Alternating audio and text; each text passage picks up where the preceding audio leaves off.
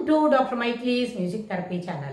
இன்றைய பதிவிலையும் ஊக்கமுடைமை new perspectives and motivation என்ற தலைப்பில் சில செய்திகளை நம்ம பகிர்ந்துக்கலாம். சென்ற பதிவில் பார்த்தோம், கம்ஃபர்ட் ஜோனில் இருக்கும் பொழுது நம்மளுக்கு we feel safe, we think the actions will be under our control அப்படின்லாம் நினச்சிக்கிறோம்.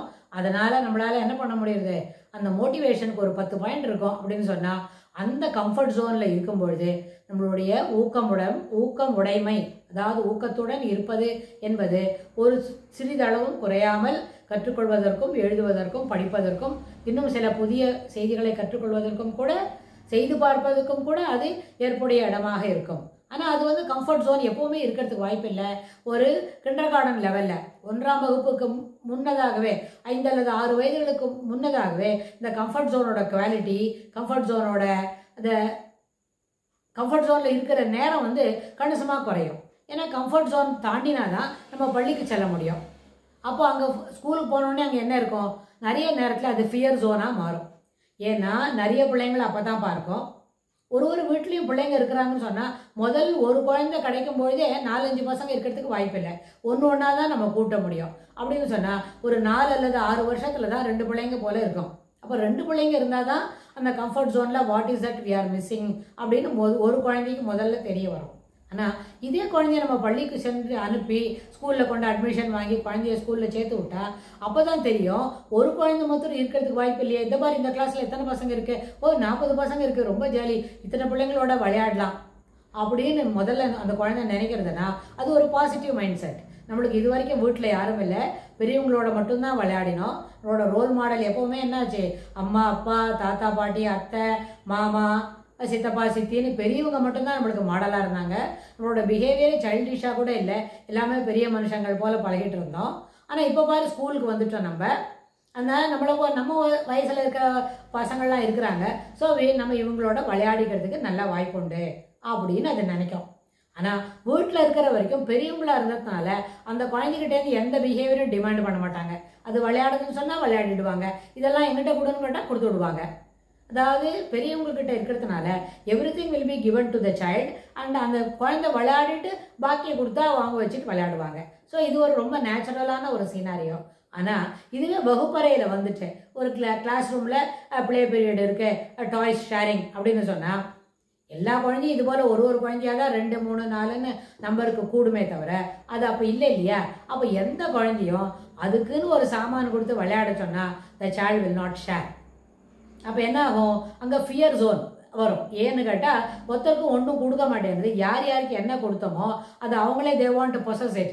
அது என்ன பண்ணுவாங்க, தன் பக்கத்தில் வச்சுடுவாங்க. சில சமயம் தனக்கு பேக் சைடில் வச்சுக்கிட்டு வேறு 300 பொம்மை யாரான கொடுப்பாங்களா, அங்கே போய் அதை பார்த்துக்கிட்டு வரலாமான்னு பார்த்துட்டு வரோம். இதெல்லாம் நம்ம ஒரு எல்கேஜி டீச்சராகவோ யூகேஜிக்கு ஒரு டீச்சராகவோ இருக்கும்போது அந்த கிளாஸ் ரூமை சும்மா ஒரு 2 மணி நேரம் அப்சர்வ் பண்ணாலே 15 மினிட்ஸ் அப்சர்வ் பண்ணாலே பிள்ளைங்களோட மைண்ட் செட்லாம் எப்படி இருக்கு, பிள்ளைங்க எப்படி பொசசிவாக இருக்கிறாங்க அப்படின்னு நம்ம தெரிஞ்சிடும். அப்படி ஒருவேளை அவங்கள்ட்ட இருக்கிற டாய்ஸை நம்ம இப்போ வாங்கிட்டு இன்னொருத்தரோட ஷேர் பண்ணுறோம்னு சொன்னால் ரொம்ப பெருசாக அழுது அந்த கிளாஸையே ஒரு சத்தமான நாய்ஸ் ஜோனாக மாற்றிடும். இப்போ நம்ம கம்ஃபர்ட் ஜோன் ஃபியர் ஜோன் சொல்லிட்டு போக அது இப்போ ஒரு நாய்ஸ் ஜோனாக மாறிடும் அந்த வகுப்பறை. ஏன்னா the child doesn't want to share. அப்போ அதுக்கு அது மாதிரி நம்ம அதுக்கிட்ட பலவந்தமாக அதை வாங்கி கொடுத்தோமான்னு சொன்னால் அதுக்கு அந்த child feels fear. இது நம்மக்கிட்ட இருக்கிற சாமான்லாம் நம்மளே வச்சுக்க முடியாதோ, அப்படி இல்லையே, வீட்டில் நம்ம சாமானை நம்மளே தானே வச்சுக்கிறோம், இதே மாதிரி டாய் தானே வீட்டில் இதே கரடி பொம்மை தானே நம்மளுக்கு தந்தாங்க அங்கே. ஆனால் இங்கே பாரு எல்லாரும் வாங்கிக்கிறாங்க, அது ஒருத்தர்கிட்ட 5 நிமிஷம் தான் வச்சுக்கணும்னு சொல்கிறாங்க. 5 நிமிஷத்தில் எப்படி கொடுக்கணும், we cannot share it, என்கிட்ட கொடுத்தா நானே தான் வச்சுப்பேன், I don't want to share it அப்படின்னு சொல்கிற பசங்கள்லாம் கூட இருக்கும். இந்த மாதிரி தெளிவாக பேசுகிற பசங்களும் இருக்கும். கொடுக்க மாட்டேன்னு வாயை திறந்து ஒரு வார்த்தை கூட செல்லாமல் வகுப்பறையோட ஒரு சவுத் ஈஸ்ட் கார்னருக்கு போய் வச்சுக்கிட்டு தனியாக செவுத்தை பார்த்துக்கிட்டு விளையாடுறதும் உண்டு. அதெல்லாம் ரொம்ப ஒரு ஃபன்னியாக இருக்கும். அந்த டீச்சருக்கு அது ரொம்ப ஒரு டைம் பாசிங்காக இருக்கும். அட் த சேம் டைம் ஒரு மைண்ட் செட்டுக்குள்ளே ரொம்ப ஒரு மாதிரி அவங்களுக்கு சிரிக்கிறதுக்கு நகைப்புக்கு இடம் கொடுக்கக்கூடியதாகவும் இருக்கும். நகைப்பு இங்கே வந்து எள்ளி நகையாடுறதுக்கு இல்லை, உணர்ச்சி வசப்பட்டு சந்தோஷப்பட்டு மகிழற இடமா அது இருக்கும். பிள்ளைங்களோட குணாதிசயங்கள் எப்படி இருக்குது பாரு அப்படின்றதுக்கு. ஸோ இந்த ஃபியர் ஜோனில் இருக்கிறதுனால என்ன பிள்ளைங்க ஃபீல் பண்ணுறதுக்கு வாய்ப்பு உண்டு அப்படின்னு கேட்டால் முதல்ல அவங்களோட கான்ஃபிடென்ஸ் கொஞ்சம் குறையும். நம்ம சாமான் நம்மளே வச்சுக்கிறோம் இல்லையே, இது பொதுவாக எல்லாருக்கும் கொடுக்குற சாமான் திஸ் ஹேஸ் டு பி ஷேர்டுன்னு சொல்கிறாங்களே, அது ரொம்ப கஷ்டமான காரியமாச்சே. ஸோ அந்த குழந்தைய என்ன பண்ணோம், முதல்ல தன்னோட கான்ஃபிடென்ஸ்லாம் போகிறது போல இருக்கே, எதுவுமே நம்ம கண்ட்ரோலில் இல்லையே அப்படின்னு நினைக்கும். அடுத்தது பாக்கி பேரோட ஒப்பீனியன், அதை பாருங்க டீச்சர் அவன் கொடுக்க மாட்டேன்றான் அப்படின்னு அந்த ஒரு 100 குழந்தை போய் கொஞ்சம் தைரியமாக டீச்சர்கிட்ட சொல்லிட்டு வந்ததுன்னா இன்னொருத்தரோட ஒப்பீனியன் நம்மளை பாதிக்கும் போல இருக்கே அப்படின்னு வந்து குழந்தை நினைக்கும். இந்த கம்ஃபர்ட் ஜோன் போய் ஃபியர் ஜோன் வந்த உடனே அந்த குழந்தையோட கான்ஃபிடன்ஸ் லெவல் குறையும். அதுக்கப்புறம் அவனோட ஒப்பீனியன், இன்னொருத்தரோட ஒப்பீனியன் நம்மக்கிட்ட வருது, அவங்க சொல்கிறத நம்ம கேட்கணுமா இருக்கு, இது ரொம்ப சரியில்லை அப்படின்னு நினைப்பாங்க. ஸோ அந்த ஃபியர் ஜோனில் இருக்கும்பொழுது நம்மளோட பெர்ஃபார்மன்ஸ் லெவல், ஏன்னா எத்தனை பொம்மையை வாங்கி நம்மளோட கட்டுப்பாடில் நம்ம கண்ட்ரோலில் வச்சுக்கணும்னு நினைக்குமே தவிர அந்த குழந்தை ஒரு ஊக்கத்தோட விளையாடுறதுக்கு ஒத்துக்காது. ஆனால் this may happen on day 1 or day 2, at the most 5 to 6 டேஸ்க்கு அப்புறம் இந்த சுச்சுவேஷன் நிச்சயமாக மாறும். இதுக்கு நல்ல அஷூரன்ஸ் கொடுக்கலாம். ஏன்னா ஓவர் த பீரியட் நம்ம தெரிஞ்சுக்கிறோம், வகுப்பில் முதல் நாள் அன்று இப்படி ஒரு டாய்ஸ் எல்லாம் ஷேர் பண்ணும்போது அந்த child may not be interested, may not be willing to share, அதெல்லாம் இருக்கும். ஆனால் ஓவர் த பீரியட் ஒரு வாரம் 10 நாள் அப்படி ஆச்சு, ஒரு 4-5 டேஸ் ஆன உடனேவே எல்லா பொம்மையும் எல்லாருக்கும் கொடுக்கணும், எல்லாரும் ஆளுக்கு ஒன்று ஷேர் பண்ணிக்கணும். நீ விளையாடிட்டு கொஞ்சம் உடனே இதே பேரட்டை அவனும் கேட்பானா இருக்கும். ஸோ அந்த பேரட்டை அடுத்த சைல்டு கொடுத்துட்டு அவங்கள்ட்ட இருக்கிற வேற எலிஃபெண்ட்டோ டைகரோ இல்லை வேற என்ன ஏதான வேற பொம்மை நிறைய இருக்கும் இல்லையா, டாய்ஸில் நிறைய வெரைட்டி இருக்கும், லயன் டைகர்னு எது வேணுமோ அதை நீ வாங்கிக்கலாம். You have to exchange it அப்படின்னு சொல்லி கொடுக்கலாம். ஷேர் பண்ணுன்னு சொல்கிறத காட்டிலும் exchange it. You are having tiger for some time, என்னன்னா you give the tiger to someone, you take the lion from that. அப்படி சில பசங்க இன்னும் சாமர்த்தியமா அவன் வச்சுருக்க டைகரை அவனே வச்சுப்பான், அந்த பெரிய பேஸ்கெட்டில் இருக்கிற ஒரு லைனை கொண்டு போய் 300 குழந்தைக்கு கொடுத்துட்டு யூ பிளே வித் திஸ் அப்படின்னு சொல்லிட்டு வரும்.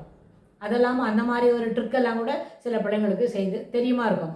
இதெல்லாம் பார்க்கும்போது அந்த வகுப்பாசிரியர்னு ஒருத்தர் பார்த்துக்கிறாங்களே அவங்களுக்கு ரொம்ப சிரிப்பாகவும் சந்தோஷமாக மகிழ்ச்சியாக எல்லாமே இருக்கும். they can able to share it with their colleague also.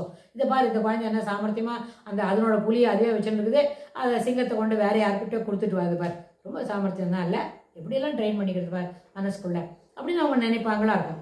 So அதனால அந்த கம்ஃபர்ட் ஜோன்லேருந்து நம்ம அடுத்த ஸ்டெப்புக்கு வரும்பொழுது ஒரே நாள்லேயே அடுத்த ஸ்டெப்புக்கு வந்தால் there the child experiences the fear. Fear என்ன சொன்னால் என்ன, இருக்கிற சாமானை யாரோடையே ஷேர் பண்ணிக்க சொல்கிறாங்க, இதெல்லாம் இட் இஸ் என்ன பியாண்ட் அவர் கண்ட்ரோலாக இருக்குது. மோரோவர் அடுத்தவங்களோட ஒப்பீனியன் நம்மக்கிட்ட வருது, அது எல்லாத்தையும் மேலே இந்த ஷேரிங்ன்றது அவனுக்கு பிடிக்காததாக இருக்குது. அதனால் இந்த ஃபியர் ஜோனில் இருக்கும்பொழுது அவங்களோட ஊக்கம் இருக்கே, எல்லாரோடையும் ஷேர் பண்ணிக்கணும், எல்லாரும் அவங்க கொடுக்குறத எக்ஸ்சேஞ்ச் பண்ணிக்கணுன்றது, அது முதல்ல ஒரு 1 or 2 வீக்ஸ்க்கு அந்த ஊக்கம் என்பது இருக்கவே இருக்காது. அந்த பாக்ஸ் இருக்குதே, டாய்ஸ் இருக்கிற பாக்ஸை ஓப்பன் பண்ணினோடனே அதில் எவ்வளோ டாய்ஸ் நம்ம எடுத்துக்கலாம், எல்லாத்தையும் நம்ம பொசஷன்லேயே எவ்வளோ நாள் வச்சுக்கிட்டு விளையாடலாம். நம்ம விளையாடாட்டா கூட we need not give it to anyone அப்படி நினைக்கிற அந்த மனோபாவம்லாம் இருக்கிற அந்த சிறு பிள்ளைகளை நம்ம பார்க்க முடியும். So from this we can assume or we can presume என்ன, ஃபியர் ஜோனில் இருக்கும்பொழுது பிள்ளைங்களோட ஊக்கம் குறைவாக இருக்கும். ஃபியர் ஜோன் கம்ஃபர்ட் ஜோனாக மாறத்துக்கு இல்லைன்னா ஃபியர் ஜோன் அதை என்ன பண்ணிடும், அதை ஏற்றுக்கொள்ளக்கூடிய மனம் வந்த பிறகு ஃபியர் ஜோன் பழகிடுதுன்னு சொன்னால் அந்த ஜோனையே நம்ம கம்ஃபர்ட் ஜோனாக மாற்றிக்கிட்டு நமக்கு தினம் 2 பொம்மை கொடுத்துட்டா நம்மளுக்கு சைலண்டாக என்ன கார்னரில் உட்காந்து விளையாடிப்பேன். neither I am not interested in speaking to, neither I am not interested in sharing my toys, I am not interested to play with others. If you are giving toys to me, I will sit in a corner and play self. இந்த குட்டி குழந்தை ஒரு பிரகாஷோ சுரேஷோ இல்லை ரமணியோ விமணியோ இருந்ததுன்னு சொன்னால் அந்த விமலா தன்னோட கூட தானே அந்த 2 பொம்மையை வச்சுக்கிட்டு விளையாடிக்கும். அந்த செல்ஃப் டாக் இருக்கும், அந்த பேபி அந்த டாய்ஸோட பேசிட்டு விளையாடுமா இருக்கும். ஸோ அதனால கம்ஃபர்ட் ஜோனுக்கு அப்புறம் இமீடியட்டாக ஒரு வகுப்பறையில் கிடைக்கக்கூடியது ஃபியர் ஜோனாக இருக்கும். அந்த ஃபியர் ஜோனை அக்லட்டமைஸ், அதாவது அதை பழகி கொள்வதற்கு 1 வாரம் 10 நாள் போல் fortnight or minimum 1 week will take place. After this and டெஃபினட்டாக அங்கேயும் ஊக்கம் என்பது சிறிது சிறிதாக மேலே வரும் என்று சொல்லி இந்த பதிவை நம்ம நிறைவு செய்கிறோம். இது தொடர்புடைய செய்திகளை வரப்போகிற பகுதிகளில் பார்க்கலாம். தேங்க்ஸ் ஃபார் வாட்சிங்.